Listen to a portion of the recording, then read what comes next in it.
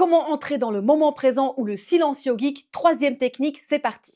J'ai déjà partagé deux techniques très simples avec toi et voici la troisième technique que je te propose pour entrer dans ce qu'on appelle le moment présent ou le silence yogique, le silence du mental. Cette technique est ultra simple et ultra puissante et c'est ce que j'appelle la méditation sur le mot silence. Plutôt que de te proposer la méditation sur le silence yogique qui est très inaccessible et très difficile, ça demande des mois de pratique, je te propose de commencer par méditer sur le mot silence. Ça veut dire que dans ton mental, tu vas projeter le mot silence et ça va permettre petit à petit de ramener le silence yogique et cosmique à l'intérieur de ton mental et de te permettre d'expérimenter l'état méditatif, d'entrer dans le moment présent. Pour cela, il te suffit de te mettre dans un endroit calme, de t'asseoir le dos droit et de décroiser les jambes et les bras et de fermer les yeux, te concentrer vers l'intérieur et de répéter mentalement, lentement, silence. Tu peux visualiser le mot écrit si tu es plutôt visuel et si tu es très auditif, tu peux même prononcer le mot silence doucement et en concentrant toute ton attention sur chaque lettre, chaque son du mot silence. Et tu vas voir que très vite, avec de l'entraînement bien sûr, ça va commencer à te faire entrer dans un état méditatif